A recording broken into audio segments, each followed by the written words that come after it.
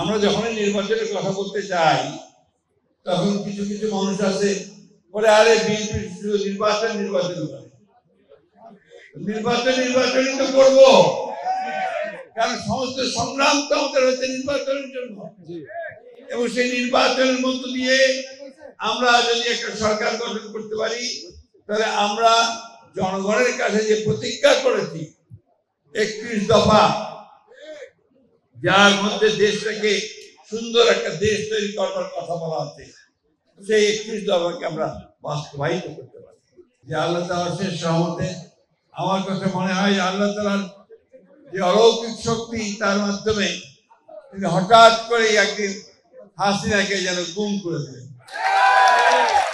হাসিনা গুম হয়ে গেছে আল্লাহ তাআলার নির্দেশে, ঠিক না? যে অত্যাচার নির্যাতন তিনি মানুষের উপর করেছেন, সেখান থেকে আপাতত আমরা মুক্তি পেয়ে একটা মুক্ত জায়গায় আমরা বিরাজ করছি। আওয়ামী লীগের অত্যাচার নির্যাতনের ইতিহাস যদি আমরা বলতে চাই, সারা দিন সারা রাতে বলেও শেষ করা যাবে না।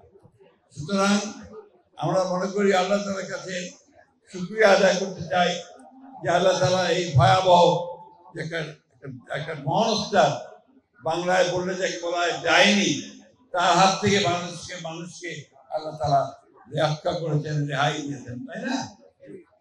বন্ধুগণ, আজকে একটা নতুন সুযোগ সৃষ্টি হয়েছে। আমাদের মানুষ, আমরা 15 বছর এই মানুষগুলো যুদ্ধ করেছে, সংগ্রাম করেছে, লড়াই করেছে। আমাদের ছেলেরা শেষ সময়ে তার 34 দিন তার সংগ্রাম করেছে, লড়াই করেছে, এবং তাদের এই সম্মিলিত প্রচেষ্টায় আমরা 5ই আগস্ট এই ভয়াবহ দানবের হাত থেকে মুক্তি পেয়েছি। ঠিক, এখন তো আমাদের সামনে একটা নতুন স্বপ্ন, খুব অল্প সময়ের মধ্যে এই যে সরকার এসেছেন, ডক্টর ইউনূসের সরকার, আমরাই তাকে নিয়ে এসেছি, যে তিনি তার প্রধান দায়িত্ব যেটা অতি অল্প সময়ের মধ্যে তিনি সবকিছু গুছিয়ে নিয়ে একটা লেভেল প্লেইং ফিল্ড তৈরি করবেন, সেখানে তিনি একটা নির্বাচনের ব্যবস্থা করবেন। আমরা যখনই নির্বাচনের কথা বলতে চাই তখন কিছু কিছু মানুষ আছে বলে আরে বিএনপি শুধু নির্বাচন করে। নির্বাচনই তো করবো, কারণ সমস্ত সংগ্রাম তো আমাদের হচ্ছে নির্বাচনের জন্য। এবং সেই নির্বাচনের মধ্য দিয়ে আমরা যদি একটা সরকার গঠন করতে পারি, তাহলে আমরা জনগণের কাছে যে প্রতিজ্ঞা করেছি 31 দফা, যার মধ্যে দেশটাকে সুন্দর একটা দেশ তৈরি করবার কথা বলা হচ্ছে, সেই 31 দফাকে আমরা বাস্তবায়িত করতে পারি। নির্বাচন যদি না হয় তাহলে কে করবে সেটা? জনগণের সমর্থন তো সরকারের পেছনে থাকতে হবে। এই সরকার যে আছে এটাকে আমরা সমর্থন দিচ্ছি। কেন দিচ্ছি? আমরা চাই এই সরকার খুব দ্রুত তারা সবকিছু ঠিকঠাক করে নির্বাচন ব্যবস্থা দেবে।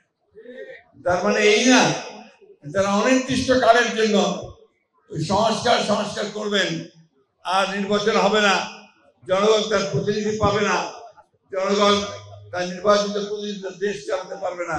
এটা কি আপনারা চান? আপনারা ভাইরা বলেন তো, এখন যদি নির্বাচিত সরকার না হয় তাহলে কি আপনারা খুশি হবেন? সেই নির্বাচিত সরকার আপনারা চান, এই সরকার আপনাদের কাছে জবাবদিহি করবে, যে সরকার আপনাদেরকে জবাব দেবে তাদের ভালো মন্দ কাজের জন্য এবং একটা নির্দিষ্ট সময়ের জন্য তারা নির্বাচিত হবে।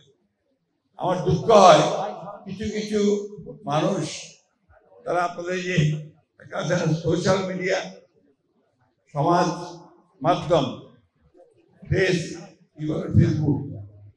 ফেসবুকের মধ্যে, ইউটিউবের মধ্যে তারা বিভিন্ন রকম কথা বলে, এবং তাদের কথা টার্গেট কারা?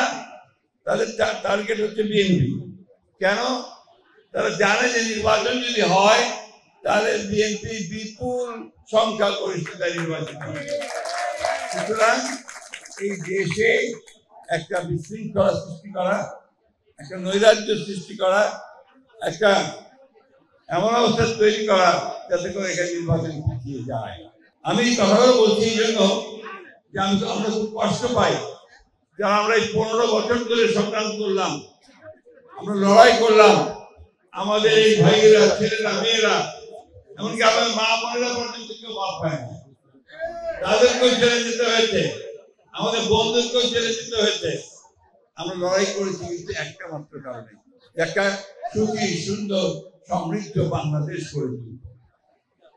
কিন্তু তারা ভুল ব্যাখ্যা দেয়, ভুল ভাবে চিহ্নিত করে, চিত্রায়িত করে। তারা বাংলাদেশে একটা নৈরাজ্য সৃষ্টি করতে চায়, তারা বাংলাদেশে বিভাজন সৃষ্টি করতে চায়। আমরা সেই বিভাজন সৃষ্টি করতে দেব না। আমরা আমাদের নেতা তারেক রহমান সাহেবের নেতৃত্বে আমরা অবশ্যই সমস্ত জাতিকে ঐক্যবদ্ধ করে আমরা জনগণের সরকার প্রতিষ্ঠা করে, জনগণের পার্লামেন্ট তৈরি করে আমরা দেশের সমস্যাগুলো সমাধান করার চেষ্টা করি। আপনাদের কাছে আমরা আগেও কথা দিয়েছি, এখনো কথা দিচ্ছি, এই দল কার তৈরি করা দল? শহীদ প্রেসিডেন্ট জিয়াউর রহমানের তৈরি করা দল, তাই না? তিনি প্রথম বাংলাদেশে সংবিধানের মধ্যে বিসমিল্লাহির রহমানির রহিম তিনি সন্নিবেশিত করেছিলেন, করেননি? তিনি বলেছিলেন আল্লাহর উপরে অবিচল আস্থা ও বিশ্বাস তিনি সংবিধানের মধ্যে নিয়ে এসেছিলেন, তাই না? আমরাই সেদিন ভারতের যে আগ্রাসী মনোভাব তার বিরুদ্ধে আমরা সংগ্রাম করেছি, লড়াই।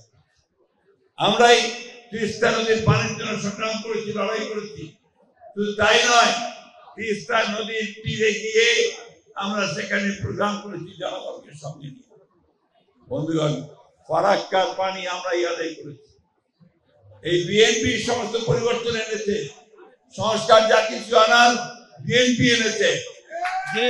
একযুগের শাসন ব্যবস্থা করেছেন শেখ মুজিব বাদশাহ, সেখান থেকে বহুদলীয় গণতন্ত্র নিয়ে এসেছিল আমাদের প্রেসিডেন্ট জিয়াউর রহমান। বহুদলীয় গণতন্ত্র, সংবাদপত্রের স্বাধীনতা এবং আপনার সংসদীয় গণতন্ত্র, পার্লামেন্টারি ডেমোক্রেসি, এটাও বিএনপি নিয়ে এসেছে। আর তত্ত্বাবধায়ক সরকারের অধীনে নির্বাচন, মনে আছে বারবার আমরা লড়াই করেছি, সংগ্রাম করেছি। ইলেকশন হবে নিরপেক্ষ সরকারের অধীনে, 3 মাস নিরপেক্ষ সরকারের অধীনে থাকবে সরকার, চালাবে সরকার। সেই সময় সবাই নিরপেক্ষ থেকে ভোট দেবে, আমার ভোট আমি দেবো, যাকে খুশি তাকে দেবো, তাই না? এই একটা অবস্থার মধ্যে দিয়ে আমরা নির্বাচনটা চাই। আমরা এখনো বলছি, আমরা এখন রাস্তায় নামি না, আমরা মানুষের কাছে যাচ্ছি, এই ঈদ সামগ্রী নিয়ে, ইফতার সামগ্রী নিয়ে, তাদের সুখ দুঃখে তাদের পাশে গিয়ে দাঁড়াচ্ছি। কিন্তু আমাদের স্বার্থে যদি, জনগণের স্বার্থে যদি কোনো বিঘ্ন সৃষ্টি করা হয়, তাহলে বিএনপি আবার মাঠে নামবে, দাবি আদায় করে নিতে যাবে। আমি কথাগুলো বলছি এই জন্যে যে আমাদেরকে প্রস্তুত থাকতে হবে।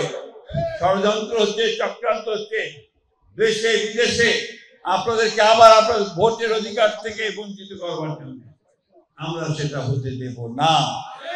পরিষ্কার কথা, যে যেখানে থাকেন, সে ইংল্যান্ডে থাকেন, ফ্রান্সে থাকেন, আর আমেরিকায় থাকেন, সেখান থেকে মানুষকে উত্তেজিত করবার চেষ্টা করেন, বিভাজন সৃষ্টি করার চেষ্টা করেন। আমরা মানুষের সঙ্গে আছি, আমরা মানুষের সঙ্গে থেকে রাজনীতি করছি। সুতরাং আমাদেরকে কেউ বিপদে পরিচালিত করতে পারবে না, বাংলাদেশের মানুষকেও কেউ বিপদে পরিচালিত করতে পারবে না। খুব পরিষ্কার কথা, আমরা ভারতের পক্ষেও নই, আমরা পাকিস্তানের পক্ষেও নেই, আমরা আমেরিকার পক্ষেও নেই, আমরা ইংল্যান্ডের পক্ষে নেই, আমরা বাংলাদেশের পক্ষে। আমাদের নেতা তারেক রহমান সাহেব খুব পরিষ্কার করে বলেছেন, সবার আগে বাংলাদেশ, আমরা বাংলাদেশ।